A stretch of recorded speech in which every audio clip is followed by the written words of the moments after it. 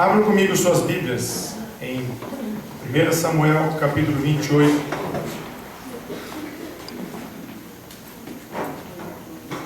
Verso 3 até o verso 20. O tema dessa manhã que quero tratar com vocês é quase. Não é só um detalhe. 1 Samuel, capítulo 28. Do verso 3 ao 20. Todos acharam? Amém?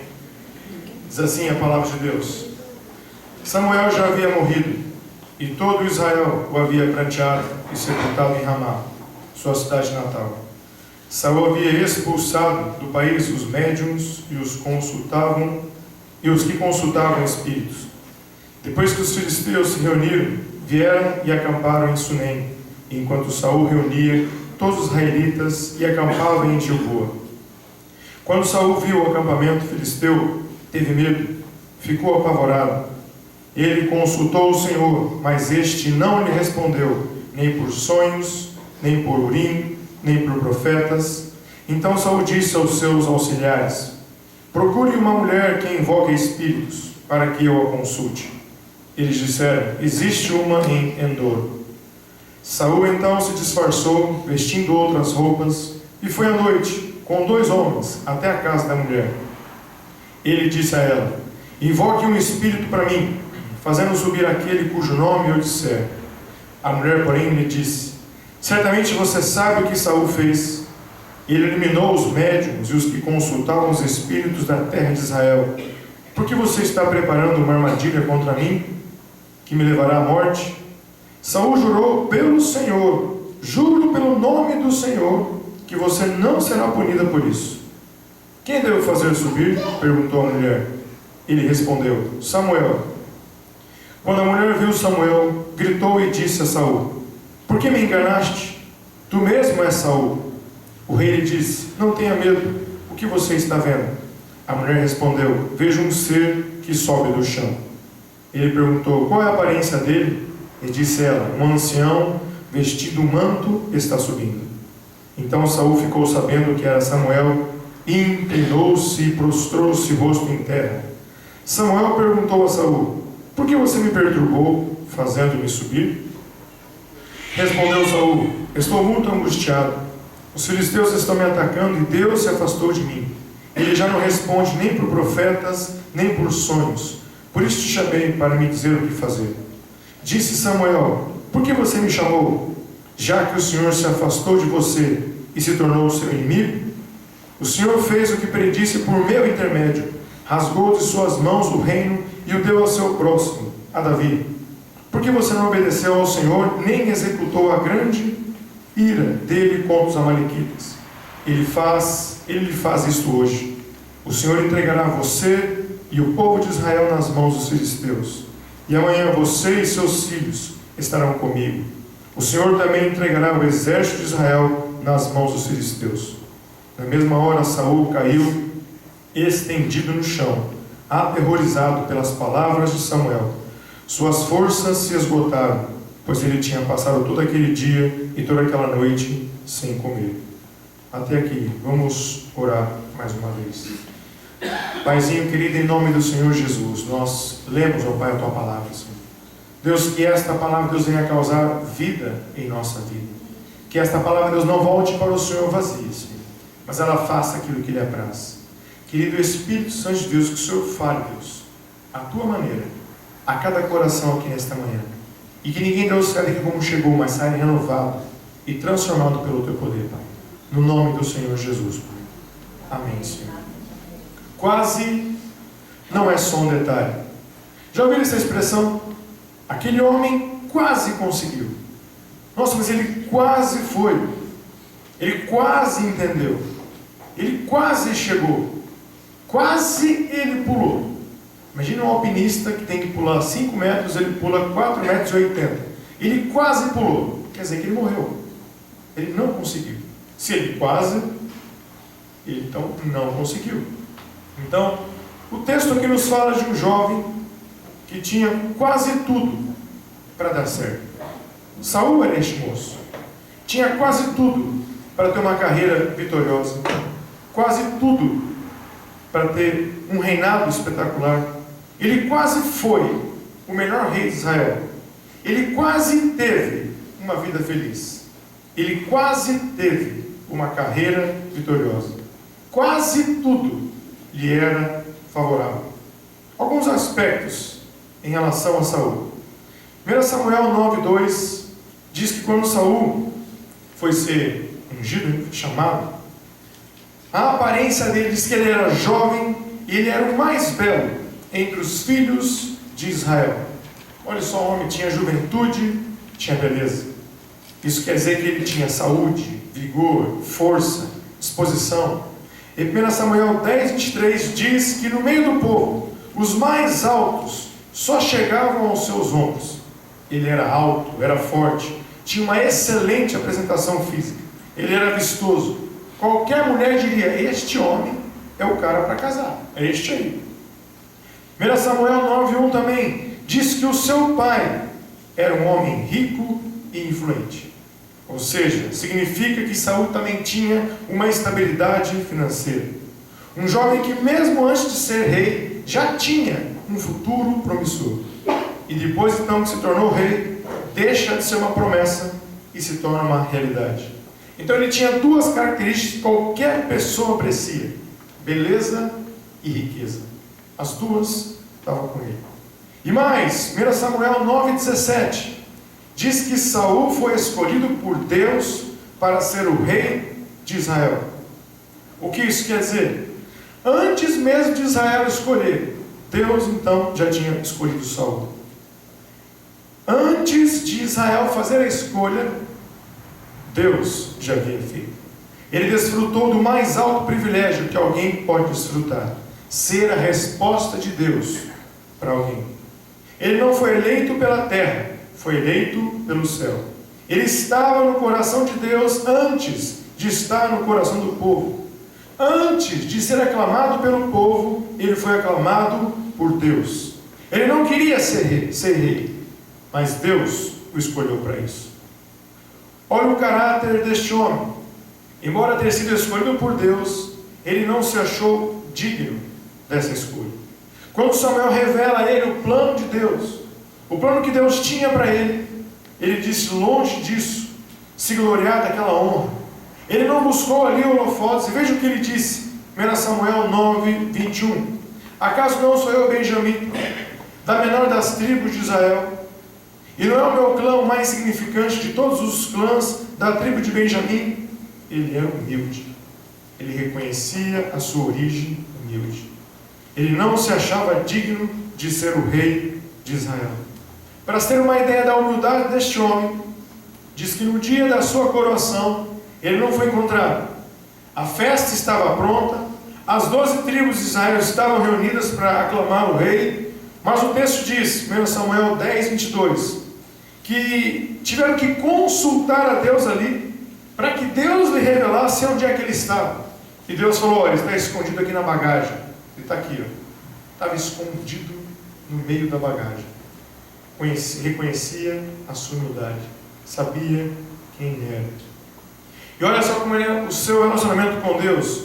1 Samuel 10:10 diz que o Espírito de Deus se apoderou de Saul e profetizou no meio deles. Sabe o que isso quer dizer? Que também Saul tinha intimidade com Deus. Deus podia contar, podia usá-lo para os propósitos que Deus tinha no coração. E diz a palavra que ele foi por um tempo poderosamente usado por Deus. Agora pensem comigo: um jovem, boa aparência, tinha altura, tinha riqueza, tinha humildade, um começo brilhante, tinha tudo para ter uma carreira fantástica do começo ao fim. E como muitos aqui, tem tudo para dar certo, futuro promissor, tudo para se tornar uma bênção no tempo em que ocuparem aqui esta terra, no curso desta vida.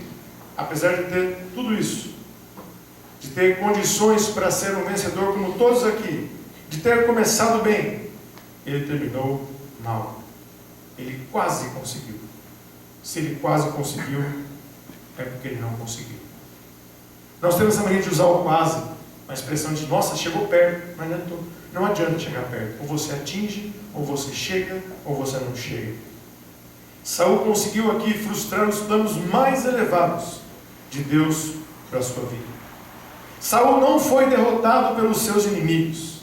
Ele foi derrotado simplesmente, nem pelas circunstâncias. Ele foi derrotado por si mesmo. Ele se perdeu por si mesmo. Ele então quis comprometer o projeto que Deus tinha na vida dele. E tem muita gente hoje que Deus tem planos brilhantes, Deus tem planos lindos. Quem diz isso não sou eu, é a própria palavra de Deus. Olha o que diz lá em Jeremias 29:11. Porque sou eu que conheço os planos que tenho para vocês, diz o Senhor. Planos de fazê-lo prosperar e não de lhes causar dano. Planos de dar-lhe esperança e um futuro. Este é o sonho de Deus para a nossa vida. Não sou eu que estou falando, é a Bíblia. Saul era líder. Saul tinha carisma. Só que fez opções erradas. Ele não escutou conselhos. Ele endureceu o seu coração. Perdeu a comunhão com Deus. Não buscava mais a face de Deus. Sempre tentando se justificar. Tinha medo das consequências do seu pecado, mas não do pecado. E de queda em queda, ele foi descendo ao mais profundo do abismo. Saul fez uma série de manobras erradas na vida. E quando chegava numa encruzilhada, ele sempre tomava a direção errada. Por isso que a vida de Saul é um alerta para todos nós, porque nos mostra que nós também podemos desperdiçar tudo em nossa vida, fazendo opções erradas. Podemos desperdiçar as oportunidades mais incríveis da nossa vida, fazendo opções erradas. Nos mostra o perigo de começarmos bem e de se perder na caminhada. Saul nos ensina aqui, nesta passagem, aquilo que não devemos fazer, que a gente não pode fazer. E hoje tem muita gente também que está comprometendo os planos do Senhor e está se perdendo na caminhada. Por isso eu quero ver com vocês aqui alguns erros que Saul cometeu em sua vida. Saul destruiu a sua vida com suas próprias mãos. Como? Foi impaciente. 1 Samuel 13:5 diz lá que na batalha contra os filisteus se apresentaram com 30.000 carros e 6.000 cavaleiros. Samuel se ausentou, mas deixou uma ordem expressa para Saul: me espere, em 7 dias eu volto. Mas para desespero de Saul, olha o que acontece. Primeiro dia, chegaram, começaram a cercar o lugar ali.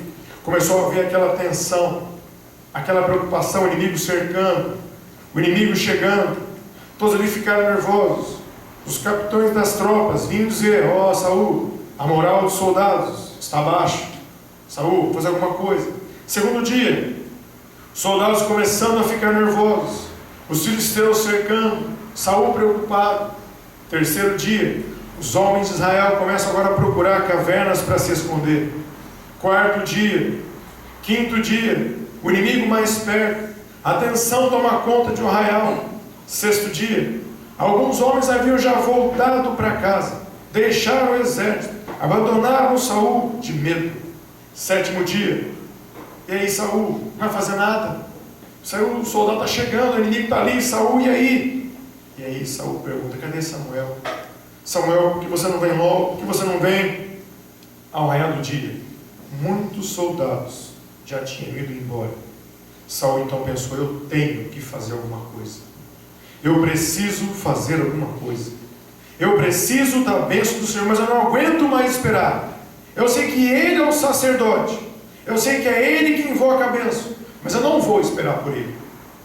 Tragam aqui os animais, eu ofereço. 1 Samuel 13:9 ele diz: trazei-me aqui o holocausto e as ofertas pacíficas. E ofereceu o holocausto. Ele cometeu uma grave transgressão, seríssima. Ele era rei, ele não era sacerdote. Ele tinha autoridade política e não espiritual. Ele tinha que respeitar a autoridade de Samuel. Mas ele então vai e sacrifica aqueles animais no meio da pressão. E assim que ele terminou de sacrificar o último animal, quando estava tudo terminado, quem chega? Samuel. Chega e pergunta: o que é isso que você fez? Você está louco? O que foi que você fez? O que é que você está fazendo? Aí na pressão: não, sabe o que é, Samuel? É que o povo, o exército estava se espalhando. Não, sabe o que é? É que o inimigo estava chegando muito pouco perto, o povo foi embora, eu estava preocupado. E outra, Samuel, sabe que eu estava precisando da bênção de Deus? Na verdade, eu fui forçado pelas circunstâncias, não é? Ele se justifica, ele não aceita o pecado dele. Samuel o repreende, chama de nécio e diz: Deus não está preocupado com o sacrifício, ele não está querendo o holocausto. A única coisa que Deus quer é a sua obediência, a sua impaciência. Você errou. Ele diz, 1 Samuel 15, 22, obedecer é muito melhor do que sacrificar. Não há coisa melhor a Deus do que a nossa obediência a Ele. Saul havia procedido de maneira louca, de maneira biruta. E por causa da sua impaciência, ele vai aborrecer o coração de Deus. Você sabia, irmãos, que a impaciência, a ansiedade, é uma confissão de que a gente não acredita que Deus está no controle? Cada vez que você está impaciente, que você está ansioso, você está declarando que você não acredita que Deus está no controle. Isso chateia, isso aborrece o coração de Deus. Aí nessa preocupação você vai lá e passa o pé pela mão, vai lá e dá uma forcinha para Deus, como se Deus precisasse da sua ajuda. Você estraga tudo. Deus não precisa da sua ajuda. Ele sabe o que fazer. Não precisa ficar impaciente. Espere. Fique tranquilo. Ele vai intervir na hora certa. Deus estava provando Israel, estava provando Saul. Deus nunca desamparou, nunca iria desamparar aquele povo. Mas quando a gente age com impaciência, a gente pode comprometer os planos que tem para a nossa vida. Cuidado com a sua impaciência, cuidado com a sua ansiedade. Deus te deu uma palavra para a sua família. Deus espera. Tem uma palavra para você. Tem, espera. Calma, fica tranquilo. Está preocupado porque os negócios não andam? Você já orou, fez tudo o que podia? Para, espera. Deixa Deus fazer. Deixa Deus realizar na sua vida. Deus não mente. 1 Samuel 15, 29 diz: aquele que é a glória de Israel não mente, nem se arrepende, pois não é homem para se arrepender. Ele tem o seu tempo. Você não sabe do tempo de Deus. Ele sabe. E às vezes na impaciência a gente fica falando: cadê Samuel? Por que Samuel não vem logo? Eu vou fazer alguma coisa. E você se perde. Aquilo que você faz não tem mais volta muitas vezes. Para. Espera. Se Deus mandou você esperar, espere. Não faça nada. Não dê mãozinha para Deus. A impaciência é uma demonstração de incredulidade. Às vezes somos tentados a agir por nós mesmos. E ainda que o sinal de Deus esteja vermelho, a gente quer fazer alguma coisa. Espere. Segundo erro que Saul cometeu, grave, ele obedece mais ou menos. Faz, mas não faz tudo. Obedece parcialmente. Deus havia dado uma ordem clara. 1 Samuel 15, 3. E o que ele faz com esta ordem clara que Deus dá? Ele prefere interpretar aquilo que Deus falou. Olha o que Deus disse: vai, pois, agora e fere a Amaleque e o destrói com tudo o que tiver. Destrua tudo. Saul então interpretou a lei e já sei como fazer. Vou poupar Agag, que é o rei, e vou poupar o melhor dos rebanhos. Mas quando Samuel repreende, em vez de ele aceitar que ele está errado: não, mas eu fiz o que você falou. Eu estou aqui, mas Samuel, o que é isso? Não, mas eu fiz. Não, isso aqui é para Deus. Sempre se justificando. Deus deu uma ordem, você precisa cumprir aquela ordem. Não se justifique, não taque a culpa nos outros. A culpa é sua. Para de tacar a culpa nos outros. E agora ele tenta se justificar. Não, mas Samuel, pensa. Eu estou fazendo a parte que Deus mandou. E isso aqui é para Deus. O melhor é para Ele. Não entendi. Deus gosta da adoração. Mas o que ele mais quer são adoradores, que façam a vontade dele, não se justifiquem. Quem não obedece a Deus, se rebela contra Deus. E diz mais, está cometendo o pecado de feitiçaria.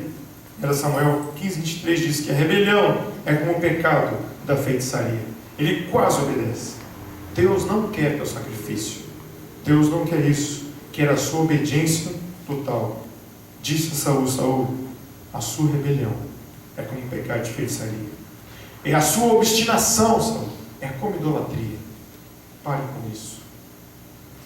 Terceiro erro gravíssimo que Saul comete. Agora ele ergue um monumento em sua homenagem. Aquele que era humilde, aquele que estava escondido na bagagem, aquele que não se achava digno de ser rei, agora estava dando lugar a um espírito vaidoso. 1 Samuel 15, 12 diz que Saul ergueu para si, ele mesmo, ergueu para si um monumento em sua própria honra. Olha que bênção, olha que maravilha. Eu vou erguer um monumento para mim, para minha honra, para o meu orgulho. Olha que contraste ele e Davi. Davi estava preocupado. Davi de fato queria construir um templo para Deus. Saul não. Quero construir um templo para mim, para o meu nome. Eu acho que vai ficar bem ali. Vai ficar bem aqui um templo em meu nome, homenagem para mim. Fica muito bem aqui. Concordam? Fica ótimo. Então vai ser feito e acabou. Ótimo. Para mim, essa homenagem. Provérbios 16, 18 diz: a soberba precede a ruína. A altivez de espírito precede a queda. Quando alguém se deixa vencer por orgulho, está próximo de cair. E cada vez que Deus vê uma pessoa orgulhosa, ele se lembra de Lúcifer. Lúcifer que se igual a ele. O orgulho tomou conta do coração dele. Cuidado com o orgulho. Orgulho é que nem bafo. Quem tem não sente que tem. O outro que vai saber de você. Não se iluda. Cuidado. É assim que funciona. Tiago 4, 6 também diz que Deus resiste aos soberbos, mas dá graça aos humildes. Ele então fez uma homenagem a si mesmo. Ergueu um monumento a si mesmo. Quarta situação que ele fez horrível, que ele se perdeu. Ele teve ciúmes. Ele invejou de uma forma doentia. Uma música virou parada de sucesso em Israel. E essa música infernizou a vida de Saul. A música era entoada pelas mulheres umas para as outras. E dizia assim: Saul feriu os seus milhares, mas Davi os seus 10 milhares. 1 Samuel 18, 7. A Bíblia diz que quando Saul ouviu as mulheres cantando esta música, o seu coração se encheu de ódio. Ele ficou com muita raiva. Ele ficou doido de ouvir aquilo. Tanto daí, Carmen, que o Yuri falou: um espírito maligno da parte do Senhor vinha agora controlar, vinha agora perturbar, vinha agora oprimir a vida de Saul. E a partir de aí, ele começa a arquitetar um plano para tirar a vida de Davi. Puxa vida, não parece ser a mesma história que nós lemos no começo. O moço começou tão bem, era humilde, bonitão, e agora dominado por orgulho, dominado por vaidade, dominado por inveja, dominado por ciúme. Agora Saul quer matar aquele homem que é segundo o coração de Deus. Ao invés de se arrepender, ele endurece o coração. E vai lembrar o seguinte: ele queria matar Davi, não porque Davi era mau, mas porque Davi era bom. Que droga! Já aconteceu com vocês? Você odiar alguém não porque ele é mau, mas porque ele é bom demais. Tenho raiva dele, cara. Que absurdo! Que desse jeito pode acabar com a sua vida. Porque Davi era bom. Queria matar Davi não por causa dos erros dele, mas por causa de suas virtudes. Ao invés de imitar o que Davi fazia, ele queria matar. Olha onde chega o humano. Quase ele conseguiu. Quase. Agora, quinta e última, a pior besteira que ele faz na vida, ele consulta uma feiticeira. E de novo, Saul se encontrava numa situação difícil. Às vésperas de uma grande batalha, de novo com os filisteus, eles vieram, cercaram, começaram a fazer ameaças. E nessa situação de cerco, o que foi que Saul fez? Foi buscar Deus. Não precisa arrepender, não precisa fazer nada, vou só buscar Deus. Ele não obedecia a Deus, ignorava a voz de Deus, mas agora o colete apertou, vamos buscar Deus. Só antigamente que era assim. Antigamente, quando as pessoas ficavam mal, bem antigamente, elas buscavam a Deus. Hoje não. Hoje está diferente. Hoje as pessoas já buscam a Deus constantemente. Não espera entrar em sufoco. As pessoas já... Mas antigamente, quando então Saul entrou naquele sufoco, ele foi correndo então para buscar a Deus. E o que aconteceu? Segundo a Bíblia, Deus não lhe respondeu. Nem por sonhos, nem pelos sacerdotes, nem por Urim, pelos profetas. Puxa. Sentindo-se rejeitado por Deus, ele toma então uma medida extrema, pensando assim: bom, tem um problema sério, pede uma solução séria. Um problema extremo, que pede uma solução extrema. Já que Deus não me responde, o diabo me responde. Ele vai me ajudar. Diz então que ele vai ao encontro de uma feiticeira de Endor. O que a gente precisa de novo entender aqui? Novamente, a obediência parcial de Saul. Quando Saul era vivo, Deus havia dado uma ordem clara através de Samuel a Saul: expulse do seu reino todos os adivinhos, feiticeiros, médios, necromantes, todos devem ser banidos do reino, mate-os, não deixe ninguém vivo, acabe com todos. Mas, quando aquela crise, aquele problema grave chega, Deus não responde, Deus não se manifesta, ele pergunta: ei, os conselheiros, graças a Deus, né? Onde eu encontro uma feiticeira? Não é problema nenhuma. Aí, responderam ele: aqui em Endor tem uma. Ficava a 5 quilômetros do palácio. Palácio, quer dizer, a tradução é NVI, nada a ver. A 5 quilômetros do palácio se encontrava uma feiticeira. A feiticeira estava morando próximo do rei. O que isso quer dizer? De novo, não obedeceu a ordem que Deus havia dado. Expulse, matem. Na hora que o colete apertou, eles sabiam onde a feiticeira morava. Aqui pertinho, 5 quilômetros. Rápido, ali. Sabiam o endereço da mulher. Absurdo. E olha só, a presença dos seus amigos e conselheiros.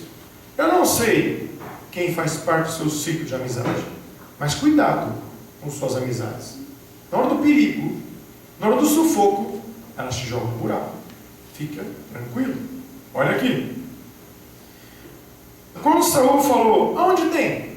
As pessoas que estavam próximas, que eram conselheiros, que eram amigos, que dia falar? Saul, está amarrado, meu irmão. O que é isso, cara? Meu irmão, é para expulsar, não é para falar isso para ele. Não. Deveriam ter divertido o rei. Mas ao invés de divertir, tomaram partido. Eu sei onde tem, vamos lá, eu te levo lá. Que amizade, cara. Que amizade tremenda. Os amigos, os conselheiros, então levam Saul para se encontrar com a feiticeira. Que benção. E olha só a atitude do rei, então, diante dessa crise. Israel tinha passado por muitos momentos difíceis. Várias vezes o reino já havia sido cercado. Israel já tinha recebido ameaças de reino muito mais poderosos. Em situações como essas, reis fizeram alianças iníquas, como no caso de Jeroboão. Outros então começaram, na hora do desespero, recorreram de fato a Deus, se humilharam, como no caso de Ezequias. Deus manda um anjo e fulmina ali 185 mil soldados. Mas ninguém fez como Saul fez. Buscou a ajuda do diabo na calada da noite. Quase, estragou a vida dele. Conta-se uma história, certa vez, que um homem levou a sua família para um período de férias nos Alpes. E num certo momento ali tal, a esposa dele pegou um caminho, uma trilha, e se perdeu nessa trilha. E quanto mais ela procurava o caminho de volta, mais ela se perdia. Graças a Deus ela encontrou um guia nessa trilha que deu uma dica maravilhosa para ela. Diz assim: olha, quando você se perder, nunca desça, sempre suba. É mais fácil de enxergar as coisas. Nunca desça, sempre suba. Sabe por quê? Porque do alto você vê melhor. Do alto você enxerga muito mais fácil. E tem gente que passa momentos de crise, momentos difíceis, pensam desanimar. Essa semana achei bem interessante um rapaz, um homem conversando comigo, falou: pastor, parece que no tempo que eu fazia despacho, eu ficava muito mais rápido das coisas. Eu ia lá, já fazia um trabalho, melhorava tudo, e agora com Deus o negócio não anda, rapaz. O negócio, vai lá, oferece um negócio, já faz um trabalho, já fica bom. E agora com Deus não vai, o negócio não caminha, não anda. Nunca desça. Suba, cara. Vai descer. Você acha que o diabo consegue ajudar alguém? Você acha que o diabo tem poder para ajudar alguém? Não. Cuidado com seus amigos às vezes. Amigos, problemas te empurram para baixo. Nunca desça, suba. Deus tem a solução para o seu problema. Só Ele tem, mais ninguém. Você ela devia ter recorrido a Deus. Todo o seu coração, se humilhado, aí ele ia conseguir. Mas ele preferiu recorrer ao método proibido por Deus. Recorreu a uma sessão espírita com a intenção de falar com o Samuel que havia morrido. Não dá para entender essas coisas. Vivo, ele não ouviu, o cara dizia. Agora que está morto, ele quer falar. Agora eu quero ouvir ele. Tem noção de uma coisa dessa? Pois é. Saul não pecou por ignorância. Ele agiu consciente. Tem gente que erra consciente, que sente o desejo de errar. A própria feiticeira falou: olha, moço, é perigoso você constar isso, viu? A feiticeira deu um toque pro cara. O cara não se tocou. Olha a situação que o homem chega. Saul nunca tinha ouvido Samuel totalmente. E agora que está morto, ele quer ouvir. A feiticeira pergunta: quem que você quer que eu faça subir? Ele responde: Samuel. Interessante, né? Tem gente que não ouve o pai e a mãe quando está vivo. Mas quando morre, está em saudade. É inacreditável. É incrível como as coisas acontecem. E aí, não vou entrar no mérito da questão de Samuel veio ou não, vou falar sobre isso, mas depois que ele sai daquela sessão espírita, que acaba, onde é que Saul estava? Diz a Bíblia que ele estava no chão, prostrado e apavorado. Puxa! Sabe o que é interessante? Ele foi ali em busca de paz e em busca de refrigério. Mas quando aquela sessão espírita acaba, ele estava mais desesperado ainda. Agora estava em pânico, ele estava doido. Como não buscou a Deus, como se recusou a ir a Ele, o cerco do inimigo foi ficando cada vez mais apertado. Até que 3 de seus filhos então foram mortos naquele combate. E no desespero, Saul tira a sua própria vida, atirando-se sobre a sua espada. Terminou a sua vida em tragédia. Homem que quase conseguiu. Queria chamar aqui à frente já o louvor para nos ministrar. Você quer paz? Você quer felicidade? Procure a Deus. Saul quase conseguiu. Saul quase foi salvo. O que quer dizer que quase foi salvo? Que ele se perdeu. Quer dizer isso. Uma pessoa que quase escuta a Deus, que quase é obediente, está pego. Mas ele quase foi salvo. Não existe o quase no mundo espiritual. Ou você consegue, ou você não consegue. O quase é um detalhe. 2 lições finais aqui. O que distinguiu Saul de Davi? Não foi o pecado, porque ambos pecaram. A diferença de Davi, quando foi confrontado, se arrependeu. Saul se endureceu. Sempre existe uma saída quando recorremos a Deus. Jeremias 29:13 diz: buscar-me-eis e me achareis, quando me buscarem de todo o vosso coração. Vamos nos colocar em pé. E o convite que eu faço para vocês nesta manhã: se renda aos pés do Senhor. Declare quem você é. Se humilhe diante de Deus. Senhor, eu não consigo. É um dia de ceia. Celebrarmos a morte e a ressurreição de Jesus. Limpe o seu coração de toda mágoa. Se renda aos pés. Diga que você não consegue. Se renda ao Senhor nesta manhã, em nome de Jesus.